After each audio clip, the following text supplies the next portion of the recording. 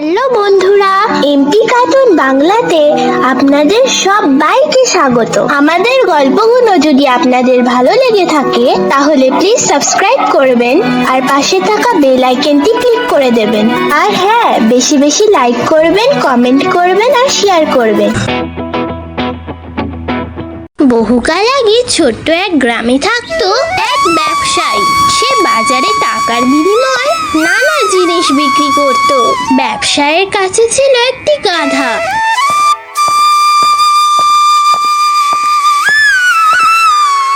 সে গাধার পিঠে বস্তা চড়িয়ে বাজারে নিয়ে যেত।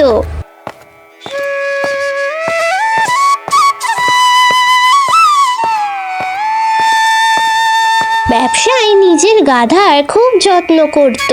সে জানতো যে এই গাধা তার ব্যবসার জন্য খুব জরুরি।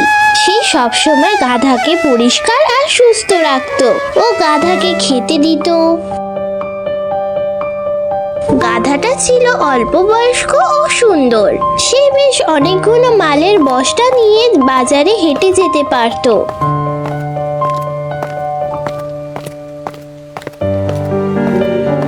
কিন্তু ও খুব কুঁড়েও ছিল। গাধাটির একেবারেই কাজের মন ছিল না। গাধাটির একমাত্র ইচ্ছে ছিল বসে বসে খাওয়া আর ঘুমোনো। আবার বাজারে যেতে হবে। মালিকের একদিন ছুটি দেওয়া উচিত। আমার ছুটি খুব ভালো লাগে। ওর হয়তো বিশ্রামের প্রয়োজন নেই, কিন্তু আমার তো প্রয়োজন আছে। কিন্তু গাধাটা একদমই বুঝতো না যে মালিক একদিনও ছুটি নিতে পারবে না। যদি সে বাজারে না যায় তাহলে টাকা আয় করতে পারবে না, তাহলে খাবারও জুটবে না এবং কি গাধা তারও। বাজারে কোন জিনিসের চাহিদা বেশি সেই অনুযায়ী প্রতিদিন ব্যবসায়ী বাজারে নতুন জিনিস নিয়ে আসতো। ডাল, গম, সবজি, মশলা আর এমনকি ফলও। ও প্রতিদিন গ্রাম থেকে গাধাটাকে হাঁটিয়ে নিয়ে আসতো।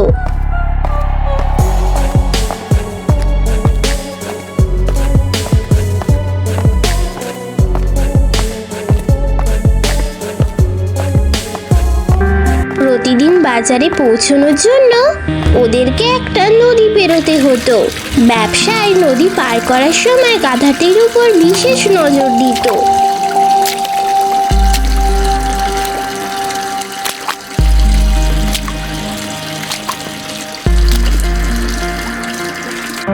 একদিন এক বন্ধু ব্যবসায়ীকে বলে যে বাজারে নুনের চাহিদা খুব বেড়ে গেছে। আহা, এই পরামর্শ দেওয়ার জন্য ধন্যবাদ বন্ধু। ভাবছি তাড়াতাড়ি নুন বিক্রি করা শুরু করব। কিছুদিনের মধ্যেই ব্যবসায়ী 12 বস্তা নুন বিক্রির জন্য জোগাড় করে ফেলে। ও 6টা বস্তা নিয়ে আসে আর গাধার পিঠে চাপাতে শুরু করে। কিছুক্ষণ পর সে বুঝতে পারে ভারটা বেশি হয়ে গেছে। গাধা হাঁটতে পারবে না। ভারটা মনে হয় বেশি ভারী হয়ে গেছে। আমি বরং একটা বস্তা নিচে নামিয়ে দিই, তাহলেই ঠিক হয়ে যাবে। গাধাকে কষ্ট দেবে না বলে সে তার পিঠ থেকে একটা বস্তা নামিয়ে দেয়। কিন্তু তার সত্ত্বেও গাধাটি হাঁটতে রাজি হয় না। ব্যবসায়ী গাধার কথা ভাবতো, কিন্তু সে যে ওর গাধাটি কুঁড়ে। ও একটা লাঠি তুলে গাধাটাকে একবারই দেয়। কি হচ্ছেটা কি? আর কুড়েমি করিস না বাবা, অনেক আরাম করেছিস তুই। আমাদের এবারে বাজারে যেতে হবে।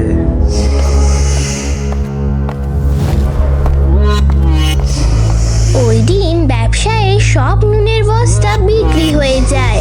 আমার বন্ধুও ঠিকই বলেছিল, নুনের চাহিদা দিনে দিনে বেড়েই যাচ্ছে। তারপরে ব্যবসায়ী প্রতিদিন নুন বেচা শুরু করে। ও বস্তা বস্তা নুন ভরে গাধার পিঠে চাপিয়ে দিত। গাধাকে কখনো কখনো 5টা বস্তা, কখনো 6টা বস্তা বাজারে নিয়ে যেতে হতো। খুশি না হলেও বাড়ি ফেরার সময় গাধা খুবই আনন্দ পেত, যেহেতু ব্যবসায় সব বস্তা বিক্রি হয়ে যেত। তাই তার পিঠে কোনো বোঝা থাকতো না।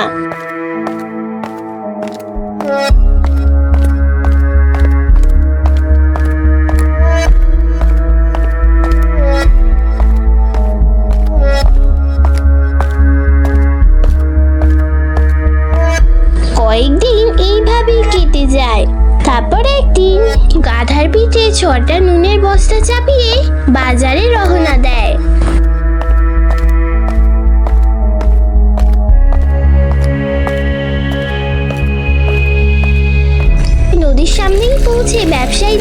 যে নদীর জল একটু বেড়েছে। আজ আমরা খুব আস্তে আস্তে নদী পার হব। আমি এই ভয়াবহ নদীতে পা পিছলে পড়তে চাই না। নদীর অর্ধেক পেরোনোর পর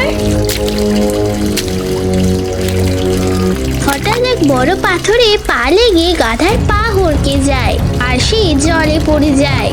আরে দেখে দেখে চলবি তো বাবা।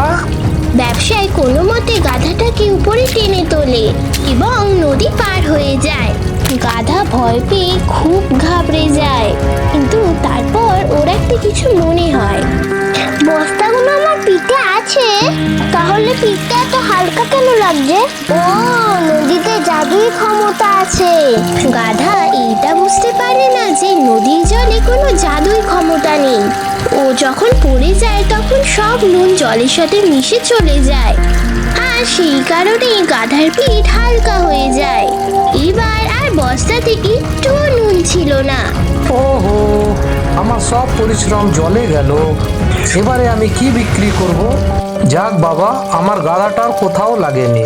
এখন আর বাজারে গিয়ে কোনো লাভ নেই, তার থেকে বরং বাড়ি ফিরে যাই। আরে পিঠে তো আর কোনো ভার নেই, কাজও নেই, সত্যি একটা জাদু হয়ে গেল। বাজারে না যাবার ফলে গাধা একটা গোটা দিন পেয়ে গেল আরাম করার জন্য।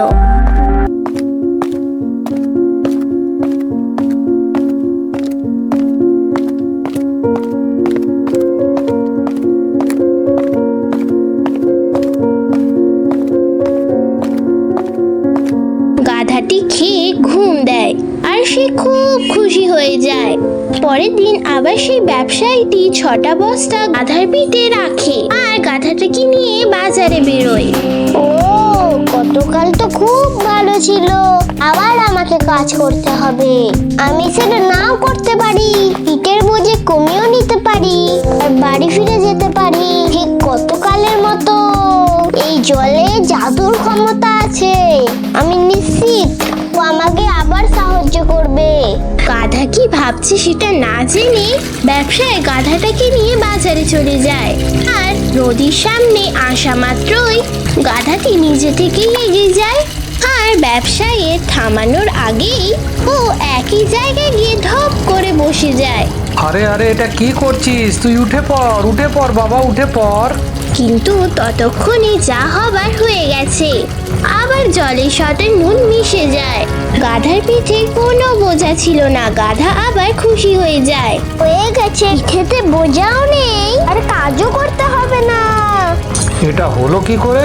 1 মিনিট, এই গাধাটা কি ইচ্ছে করে জলে বসে গেল? সত্যি বাবা, গাধাটা কি কুড়ে। আমি ওর অনেক খেয়াল রাখি, ও তার এই পরিণাম দিচ্ছে। আজ তুই বাড়ি চল, আমি জানি তোর সাথে কি করতে হবে। গাধাটির মনে হয় কাজ এড়িয়ে যাবার সে একটা ভালো ফন্দি পেয়েছে, কিন্তু ব্যবসায়ী ওর জন্য অন্য কিছু ভেবে রেখেছিল।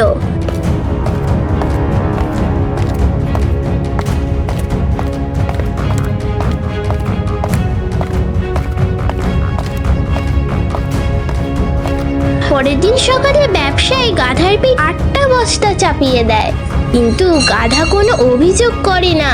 ও, 8টা বস্তা, কিন্তু পিঠে কোনো ভার মনে হচ্ছে না কেন? যাই হোক, মালিকের যতগুলো ইচ্ছা বস্তা চাপাক আমার পিঠে, আমি তো আর বাজারে যাচ্ছি না। ব্যবসায়ী চুপচাপ গাধাকে নিয়ে নদীর সামনে পৌঁছয়। এইবার আমার জাদু শুরু। নদী পার করার সময় একই জায়গায় ইচ্ছে করে পড়ে যায়, কিন্তু আজ ব্যবসায়ী ওকে জল থেকে তোলার কোনো চেষ্টা করে না। গাধা যখন জল থেকে উঠতে যায় তখন, ওরে বাবরে, আমার পিঠ, এটা আবার কি হলো? পিঠটা এত ভারী কেন হয়ে গেল?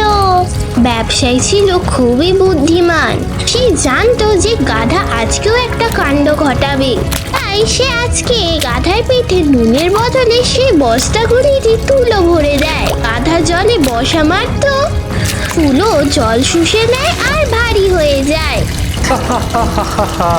তুই ভেবেছিলিস আমাকে বোকা বানাবি? এবার তোকে 8টা বস্তা নিয়ে বাজারে যেতে হবে, আবার বাড়িও ফিরতে হবে। কি বলছো? এইটা তো খুব ভারী, পিঠটা আমার ভেঙেই গেল। গাধা বুঝে যায় যে জলে কোনো জাদুর কিচ্ছুই নেই। সে তুলোয় ভরা বস্তাগুলো বাজারেও নিয়ে যায়, আবার সেইগুলো নিয়ে বাড়িও ফিরে আসে।